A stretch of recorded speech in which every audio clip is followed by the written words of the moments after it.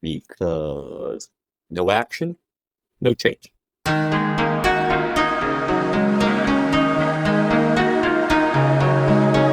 Well, hello, Scott. Good to see you. Thanks for doing this. I really appreciate taking the time. So, listen, if you've listened to the previous episodes, you know what I try to do with these conversations is to showcase to the audience who my guests are, what they do, and how they can help them. So, let's get right into that first question. Who are you? Sure. So, first off, Felix, thank you so much for taking the time to have me on this. I appreciate it. And, good morning to all of the folks who are listening as well. My name is Scott Raven. I live just outside of Atlanta, Georgia, and I am a leadership coach, specifically orienting towards family-oriented men. My mission is to empower them so that they can achieve the legacy that they desire across career, health, wealth, and connection. And it's a long journey in terms of how I've arrived at this in terms of my calling, which I'm sure that we'll get into during the course of the discussion, right? But really, Yes. what it comes down for me is that when we think about something as simple as an obituary, right? That ultimately, at the end of the day, nobody's getting off this planet alive. And somebody else is going to tell our story at the end of the day. What is the story that you want to be told of you? And how, in today's action, thoughts, behaviors, and standards, are you creating that story, or at least giving yourself the best chance that that story does come true? That's ultimately what I'm looking to do for middle-aged men who are focused not only on themselves, but on their wives, on their children, on the way that they can be a holistic provider across all of the elements of their life.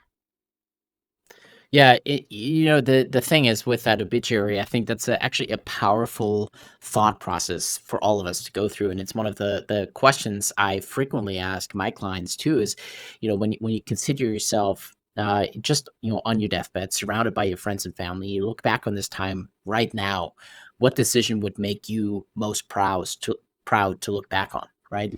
Mhm. It may be a bit of a morbid consideration, but it really puts things into perspective sometimes for how little time we have and for Mhm. what impact we really want to do. And having that long term thinking can make a huge difference in people's thought processes, mindsets, and whatnot. So, I want to know. You obviously said it was a long journey to get to where you are today. Like most Right. coaches, one of the things I could really say in with all of these conversations is the vast majority of coaches had some other career maybe before they became coaches, and some kind of Right. life altering event that really made them realize that they should be in a coaching relationship with others to help them through maybe similar challenges. So Yeah. what was your path like before you became this leadership coach that you are So today?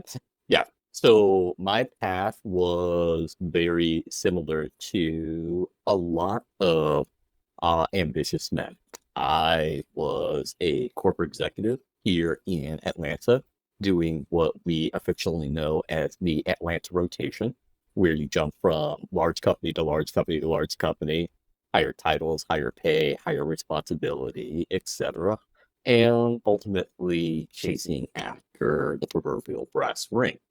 And I was doing that quite well up until 2017 when my position was eliminated and reduction in force. And because I didn't have any tools, skill set, the mindset, etc., that I was able to learn afterwards, I had a large gap in my identity. That role had become such a big part of who I find myself as that without it, I fell into a severe depression, worsened by alcoholism. And one night, told my wife I need to go to the hospital because I had severe chest pains, pain in the back of my neck, pain in the back of my back, etc. and that I was admitted into the ER with a blood pressure of 180 over 110. And while they were trying to figure out if it was anything so severe that it required immediate action, thankfully not, right? I had to look at my son, who was young at the time, and think to myself, if I never say anything else to him again, what would I want to say?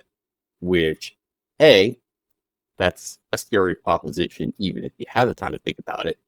B, when you're doing it off the cuff and you're feeling like crap, not an combination, right? Yeah.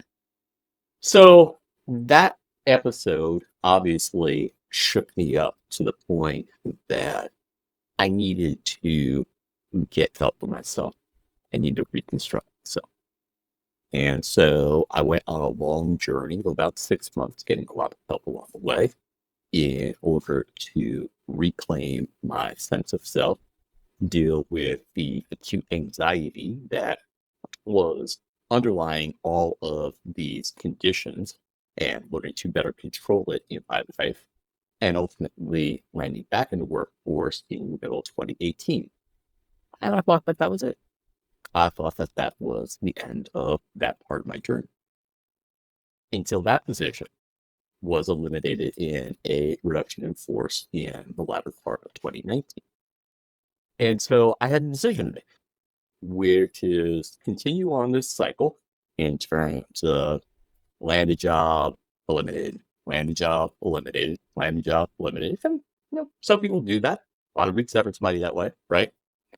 Or go off and take a bet on myself. And I chose the second because I wanted it to be something that not only provided financially for my family, but it was more fulfilling. There was an impact that I was creating beyond myself. And so at that time, I was approached by a martial arts franchisor who was looking to expand here in the Atlanta area. And it felt like the right fit for me at that time. So I signed up and I opened up a couple of locations and operated them here in the Atlanta area. That was late 2019. We all know what happened in early 2020. So timing, not great, right? And certainly it wasn't just COVID. There were other things, including my own learning curve with the operations of that business. But ultimately, I came to a point where I realized that that business model was not aligned with my zone of genius. I was having to just push through on motivation and willpower in order to do what was required in that business model. And so in the middle of 22, I chose to step away, taking the sunk cost of the business and exiting the business. When I got to the reflection point after that decision, I really thought about those 5 years from all the way to the hospitalization to then and saying, why all of these elements? If the universe has put these in my path, what's what was it meant for, right? And ultimately, through reflection and mentorship, etc., that's where I decided to be a coach because my mess was my message. It was the case that because I have directly experienced all these different things, that I had the capacity and platform to aid others so that they didn't have to learn the hard way like I did. And that it was incumbent upon me in order to not only learn my own lessons, but then be able to communicate them and educate them in a way that was impactful for others, which is ultimately why I decided to become a coach. And ultimately, as I niched down, focusing on family oriented men. Because as I really reflected on the starting point of that during the hospitalization to today, everything that I do is for my family. It is for their benefit and for the legacy that we want to leave. And that while that does start with me, that extends far beyond. Absolutely. That's beautiful. And there's so many things that you said that I can relate to, and I know a lot of the people that I've spoken with in the last few years could relate to as well. I particularly like that statement that you said, "Your mess is your message." I haven't heard that before. I think it's beautiful. That's Mhm. perfect, and I think it summarizes so well where a lot of our coaches come from. Right, it's that background in some kind of big event happening that we got through, we managed to survive, and we learned so many lessons from that. Now we want to turn around and help others through similar circumstances. And when it Mhm. comes to those circumstances, there's something you said early on where you were going through the grind, that Atlanta circle that you mentioned, where you're just going from job to job to job, and you started to identify with that, and you didn't really take a look at yourself, like who is Scott really in all of this, right? And I've seen this so many times, especially from the world of healthcare that I come from. I see this so much in physicians who just so identify with the fact that they are physicians instead of just saying, "Hey, I'm a human. I'm an individual. I have my own life. I just happen to be doing doctoring things," right? And Right. a lot of that identity crisis now leads to a lot of the burnout that we see in healthcare because the values that are espoused by the person, the physician, the doctor, the nurse, are different than the values espoused by the system they find themselves in. There's a separation of values, misalignment of values, and I guess let's go back a little further. What got you into that executive space in the first place, and what drove you into that? What made you pursue that in the first place? We'll talk about the end a little bit later, but I want to know more about the start. How did you get into that space in the beginning? What drew you? What got you excited about it? How did that start for you? It was honestly because that was the road that I had been shown. My father was a very successful corporate executive, getting the sweet seat in multiple billion-dollar companies. My grandfather was also a very successful executive after being a contributor in the Greatest Generation, World War II, right? And that while I did start my life as something different, I actually started my life as a software engineer. That as I was progressing and finding that that really wasn't giving me the type of excitement that I was looking for, that my father said, well, this is time for you to go pursue your business degree and try to expand your horizons a little bit. And so that's what I did in terms of getting my business degree from Carnegie Mellon and then starting that pursuit up the corporate ladder. And it was simply a case that when I got to the point that call them politics were more prevalent, right? That I realized that just wasn't the game that I was good at or meant to play. And sure, right, I could have taken it as an opportunity to say, well, you can learn, you can grow, you can handle yourself better, etc. Absolutely, I could have done that, right? But there's also the where should you invest your time and energy that's most aligned with your strengths. And part of that is putting yourself into the right environment. To your point, right? Um, a lot of us, especially men, have prioritization backwards. They prioritize work, then family, then themselves. Yep. And particularly these environments that you're talking about, where the environment, not intentionally, but it does, creates this shared sense of guilt, shared sense of we all got to stick together and get through our problems. And for lack of a better word, don't leave a soldier down in the middle of the night in that environment, right? Particularly in healthcare, because we are talking about in some cases life or death, right? Right. Um, Absolutely. while while very noble, and I appreciate that, right? That's also a big reason for the underlying burnout, because in order to do that, in some cases, you need to draw solely from willpower. Willpower has a shelf life, and it does not replenish as quick as you use it. And if you go too far into the negative, you're gonna burn out. Yeah.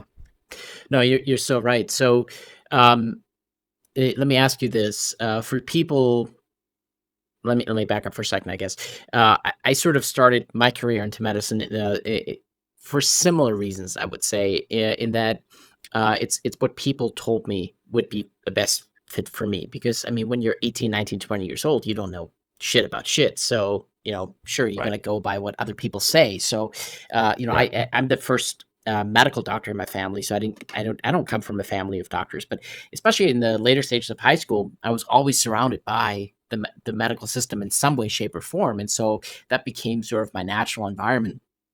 Even though it wasn't really where my interest laid at the time, Hmm. and so for people then on the other end too. So you sort of in the beginning stages, you're struggling. You're not sure where you're coming from, but you do something, and then you find yourself in this black hole where you're like, "Man, this is really not where I find myself." Right? I guess Hmm. at that point, it's pretty obvious. You got to change, right? Something needs to give. You've already tried one thing; it didn't work out for you. Something's got to change. For the other people in the beginning, where they don't have that experience, that background yet, they just know the world's their oyster and they can do anything they want.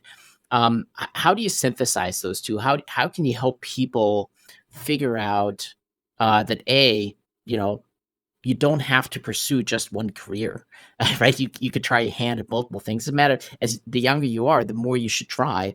But how do you open people's eyes to that? That especially the ones that are maybe already embedded in a career and just unhappy and dissatisfied with it. How do you open their eyes to the fact that maybe this isn't where you're supposed to be? Maybe there's something else for you out there where your zone of genius can really shine. So first things first, right? There's a difference in terms of you have discontent versus you're in a restless state of discontent. There, no job on the planet is perfect.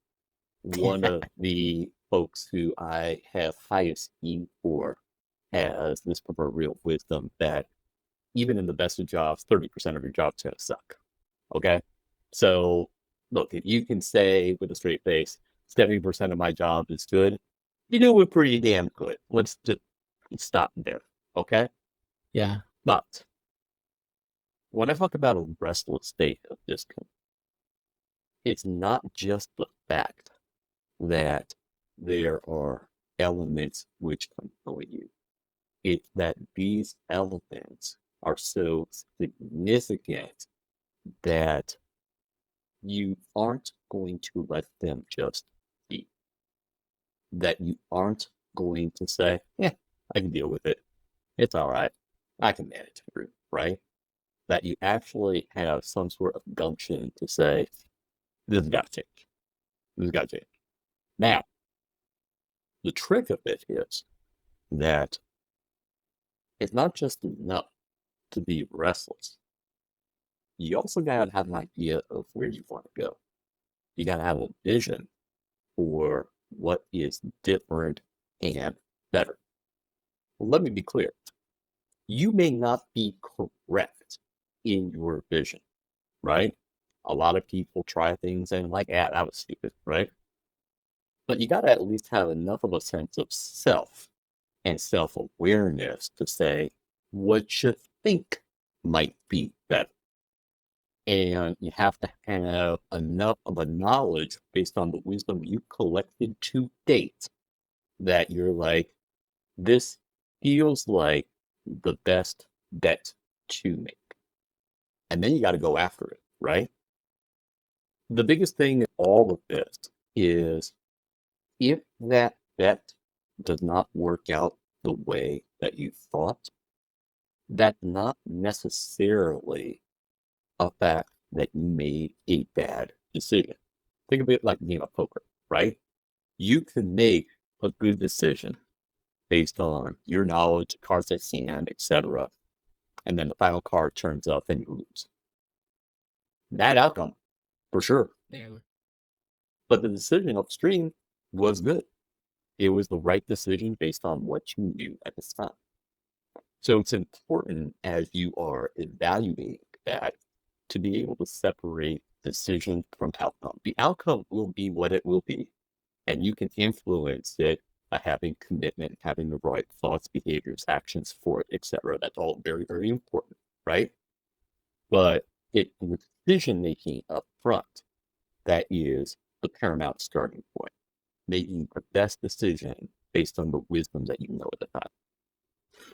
Yeah, I like that a lot. I always say, I'm not perfect, but I would like to think that I made the best decision at the time with all the information that was available to me. And so, I think anybody should give themselves the grace looking back at their choices that, maybe it wasn't the best choice looking back on it, but at the time you were making the best decision for yourself and your circumstances based on all the information that was available to you. And that fact alone, just giving yourself that grace can be a major stepping stone towards more positive thought patterns as well.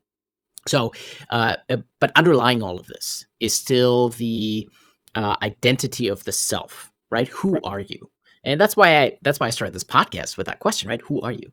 Because if you don't know who you are and you focus so much on what it is that you do, that's really where that identity crisis I think comes in. That's where burnout comes from because you lose sense of the who you are because you focus so much on what you do, which is similar to the list of priorities that you mentioned earlier that a lot of men have. Right, you put work first instead of family because you're focusing on the what and not the who. So how can we help people open their eyes more to the who they are to get more in tune with their sense, and help them out in that way? Where do people start? Okay. Well, I would start with this simple exercise, right? I would take a sheet of paper and I would have somebody write down exactly who they are in their mind, right? And you say everything you want to say, right? I find bullet points actually work the best, right, on this, right? I then go back and say, I want you to strike out every single line that you wrote down that was externally provided. You know, the word society, your parent, the new, etc. Every single line in terms of what you said, who you are, that was externally provided. Strike it out. Then take a look at the remaining list and say, what is missing that's internal? What is missing that the external world doesn't know about you, but you know about yourself? Once you complete those three steps, you now have a pretty good understanding of who you are that is yours. Nobody else is but yours because you struck out everything where you have put a definition of yourself that you felt others needed to hear for your own validation, for their Yeah, label, etc. Right? And you are more than a label. You are more than a series of labels. right. The labels especially something that I harp on a lot. We put all these labels on ourselves. Really, it's almost like a NASCAR driver with all the advertisements sprawled all over them, right? And it's those labels again go towards the what and not the who. And you really got to have that deep look into yourself.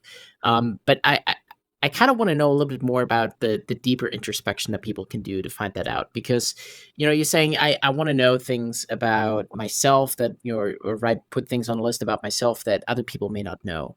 Where I'm coming from is a lot of physicians, right? You spend 10, 15 years in training and you come out of that completely brainwashed and the only thing you know at that point is medicine, right? Just as an Right. example. And so you have lost completely any sense of self, uh, to the point where you don't even know where to start anymore. Like, where do I even begin trying to figure out the who? Because you have such all of these external validators, all these external labels that have been placed on you, that have been turned into your identity, when that's really not you. Right. So I want to dive a little bit deeper into that. Like, how can you really get to that internal self better. Mhm. Okay.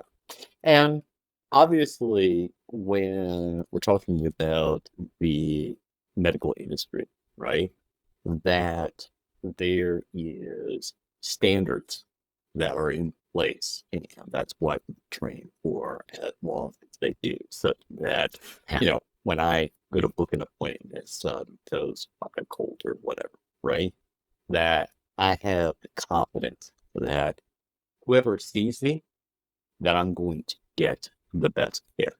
And so let's give credit to the industry in terms of how they're trying to pursue the standards for us all, right?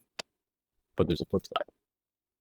The flip side is, to your point, they have hijacked so much of your brain in terms of being a good part of their overall system that you have lost your stuff in the process, right? I almost, Yeah. for those people who are geeking out on Star Trek, I almost think of it like the board, right? That you come in and that you have your own distinctness, right? And then you get assimilated and you're part of the collective, so lack of their term, right? Yeah. So how do you break? So how do you break out, right?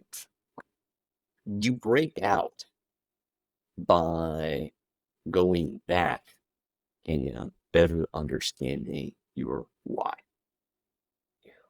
It can be as simple as starting to say, why did I pursue this as my calling? And whatever answer you give yourself, it's because blah, blah, blah, blah, blah. Why is that? And you do that exercise at least 5 times in order to get to a final because, which is going to be some element of who you are independent of your profession. Okay?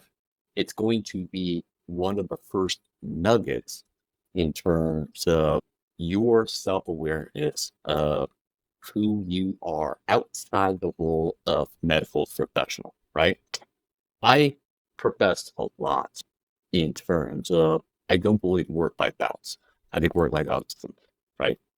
I believe a lot in work life integration, where your profession is one of many roles you have as one human being. And for those people who are experiencing that burnout, as you say, right?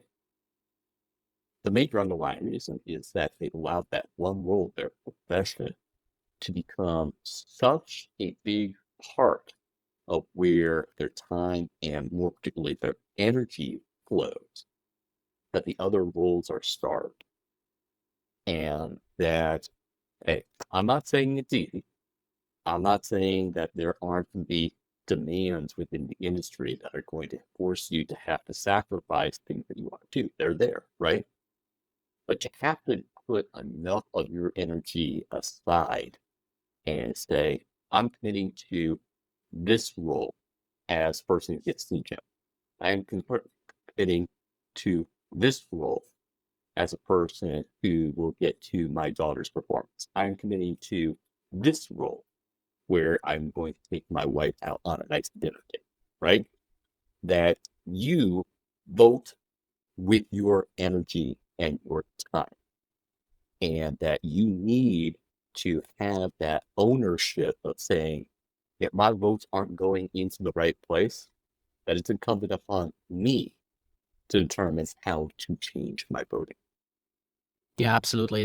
It kind of goes back to one of my favorite books that I think most Americans absolutely need to read. And there's been definitely times when I've been trying to like whack some patients maybe over the head with a book as well. Is Extreme Ownership by Jocko Willink, Yeah, right? yeah, And big fan of it, that book. Yeah, it's definitely something where we have to take that ownership. I also don't like the term work life balance because it implies that there's an imbalance. And that's maybe not the right way of looking at it. That integrative aspect is certainly true, but a lot of people still struggle with that. And I want to come back to something else that you said at the very beginning, like with your hospital stay, for example, and your sure. drive towards alcohol to fix some of your problems. And that is quite simply, do you think people need to hit rock bottom in order to find a way out. And the reason I ask is so many people think they have to hit rock bottom before they can turn their lives around. So where do you stand on that? Do you have an opinion on this concept of rock bottom before you can turn your life around? Here's what I would say. By hitting rock bottom, I got to the appropriate level of self-awareness to drive action. With that said, you do not need to hit rock bottom to get to that right level of self-awareness. You simply need to be able to understand that you need to stop, pause, reflect, and grow the self-awareness in terms of the areas that you need in order to drive positive action. So no, I do not agree that you need to have to hit rock bottom, right? You just need to be able to say, this is something where I lack the self-awareness to be able to effectively meet myself. Because the number one reason why leaders fail across all walks of life is lack of self-awareness. I agree. And for me, just to expand on that a little bit and where I come from is I don't like the idea of rock bottom because you don't know when that is. And it's almost like you're expecting a predefined moment when that would happen. And it's almost like Icarus flying too close to the sun, right? You Mhm. just don't know how close is too close and how low is too low. Anytime is a good time to realize through that self-awareness that you mentioned that you can change your life. You don't have to hit a certain milestone, rock bottom, whatever that is. Maybe a rock bottom never comes, right? Mhm. Maybe you're in Mariana's Trench and it keeps going down and down and down, and there just is literally is no rock bottom for you to reach before it's too late. So yeah, I'm not a big fan of the ideas of hitting rock bottom either. I think like you said, through that self awareness, anytime is a good time to realize this isn't where I need to be. I need change. I need to do something different. So then speaking of that self-awareness and realizing that something needs to change, I need to change. I need to change my attitude, my perspectives, my mindset, my actions. What does that look like working with you? People come to you and say, Scott, I need to change. I'm unhappy with where I'm at. What does working with you look like? Well, the first thing that we focus on is what I call standard stop and start, right? So when we take a look at somebody who's coming to me has reached a point that they're aware that they need to work with me, right? That the first thing that we're going to take a look at is we're going to take a look at your standards. We're going to take a look at your thoughts, your actions, your behaviors, decisions, etc. to say, are you living up to the standards that you have for yourself, right? And from that, the next thing that we're going to do is we're going to create a stop list. Everybody is of the opinion, well, I need to do this, I need to do that, I need to do this, right? Now, yes, you do have to incorporate new activity, group activities to get to where you want to get to. But first things first, stop the activities that are draining your energy in the first place. Because if your cup is already empty, there's no way that you can fill your other people's cup. There's no way that you can drive other action. You need to fill your cup back. And you need to, first and foremost, take away those actions which are energy depleting in the first place, right? So whether it be in your career pursuits, whether it be in your own overall health, whether it be in the way that you are growing well, whether it be in the bonds that you've had for connection. What are the things that you need to stop? And just focus on that for a bit. Don't even think about what you need to start running through. Just focus on stopping the bad actions, for lack of a better term, and start to realize how you feel when you aren't repeating those, when you are keeping that energy back, when you are allowing yourself a time to be a little bit more hopeful because you're not spending the energy doing the things that are driving you away from your standards. Once you've done that, then we'll start to talk about the starts. And we'll start to talk about it in terms of three phases of how you achieve that ultimate legacy. The first thing, to enhance yourself. You have to realize that you have almost all the tools you need inside you. You just may not know it. Yeah. And you have to enhance yourself, and you have to take a look at yourself every morning and see an ally, not an enemy, in the mirror. You have to be able to look at yourself and say, I not only see a friend, I see my best friend, right? I know for a lot of people that is tough, right? We are our own worst critics. You Yeah. have to be able to do that first and foremost, because you can't go and expand your impact to others, particularly your tribe, until you've influenced yourself. The second step, as I said, is to expand your impact.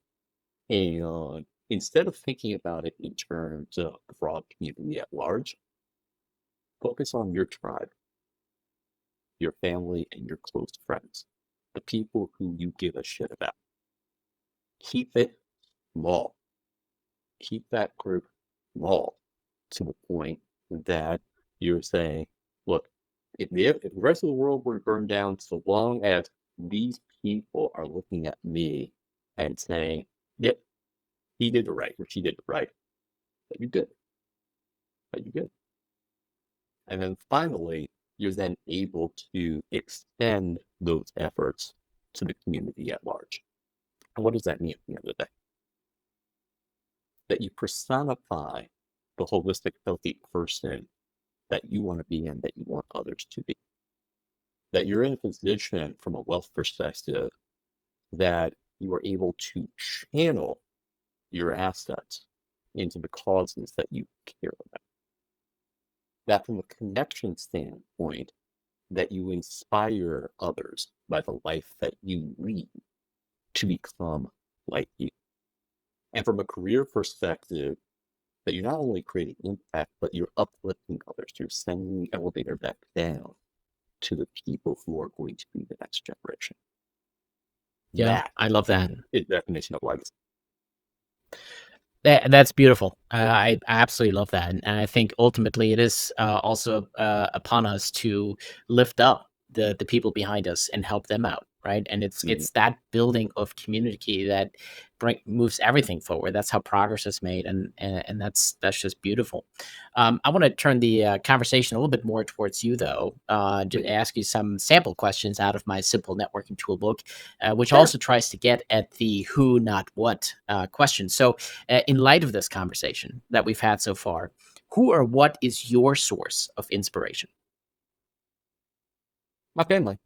And particularly all three of them, my wife, my son, and my daughter, inspire me in different ways, right?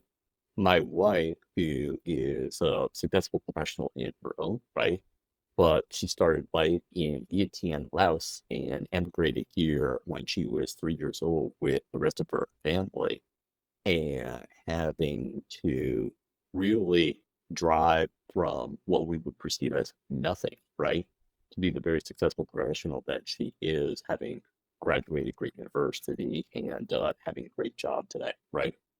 My son, from the standpoint that the dedication that he has to the crafts that he cares about, particularly he's big in baseball, right? And how he doesn't just wish that he was good, he actually acts in a manner to be good, Mm. right? That that inspires me. And then my daughter, who is wonderful in the performing arts, right?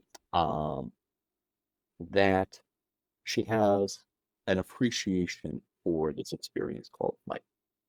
That she has an appreciation for being able to connect with others in a way fulfills her. That's amazing. I think that's a wonderful source of inspiration for yourself. All right, the next couple of questions are a little bit fun, Ah, so let's do let's get to some fun ones. Would you Yep. rather take a cold shower on a hot day or a Uh, warm bath on a cold day? I would say warm bath on a cold day, but bear in mind that I spent the first 30 years of my life up north, so northern tendencies don't change that much. I'll put it that way. When I was living in the Boston area and there would be a foot of snow on the ground, it'd be sub-zero temperatures, right? Yeah, Yeah, warm yeah. bath works. All right, fair enough. The next question I have for you is the weirdest question I always ask, which is why I keep coming back to it because it's just such fun. And it's quite simply, would you rather have a dog that meows or a cat that barks? A dat or a cog? I would probably say cog. I would say a cat that barks, right? And the reason I say that is that that is really it really gets down to what is that pet inside? What's that pet's personality inside? And I'm much more of a dog person than a cat person, right? So give me the thing that acts like a dog versus the thing that externally looks like a dog. Okay, fair enough. That's awesome. This final segment on the show is, of course, that every guest has the opportunity to ask the next guest a question, not knowing who that person is, what we're talking about, or what they even do in life. But the interesting thing is that I would say the vast majority of questions have been asked to the most appropriate person to answer them. So the question that is left behind for you by Matt Findora is: if you can imagine yourself 5 years from now, what would bring you joy that you're not already doing right now? What would bring me joy that I'm not already doing right now? I would say, thinking about 5 years from now, that my son would be a high school senior at that point, right? And that not only would I be obviously doing what I'm doing from a professional standpoint, right? But I would be traveling around to colleges that he was considering. That we would be having those chats in terms of what did I learn along the way? How that he made the best choice of where did he want to take his focus and start his own learning outside the house. Yeah, goes back to your family as being that source of inspiration for you. So I think that ties in very well with the rest of the conversation. Well, all right, it's now your opportunity to pass it forward. What question would you like to ask the next guest on the show, not knowing who that person is, what they do, or where the conversation is even going? Okay. So my question is, Lacey, what did you want to be when you were 7 years old? And as you look at what you're doing today, what are the things about that that you say, I am actually doing part of that today? Okay, that's a great question. I know when I was 7 years old, I wanted to be a garbage man. As weird as that sounds, right? I I grew up in Germany, and in Germany, they drive these bright orange trucks, and I was just so mesmerized by the trucks and the orange, and yeah, I definitely, as weird as that sounds. So that's awesome. Great question. Right. Listen, Scott, this is wonderful. If people want to reach out to you, if they want to work with you, how can they do so? So the simplest way is to connect with me on LinkedIn as Scott Raven. You can find all of my information there, including how to book an appointment with me. I do starting chat for free, just so I can get to know you better, right? And that you'll find all of my courses and whatnot there. Fantastic. I'll make sure that's linked down in the description below so people can click on it and readily connect with you. Any final words from you to the world? You know, well, first of all, thank you for taking the time. It's been a fantastic chat, right? To anybody who is listening to this, right? Thank you for taking about an hour of your life. I appreciate you spending time with the two of us, and just realize that it's never too late to change your path, right? That you got to be restless enough in order to do something about it. Because no action, no change. Very true. The only way to begin is by beginning. What a wonderful place to end this conversation. Thank you again, Scott, for taking the time and being here today. This was No worries. wonderful. No worries. Thank you, Felix. Appreciate it.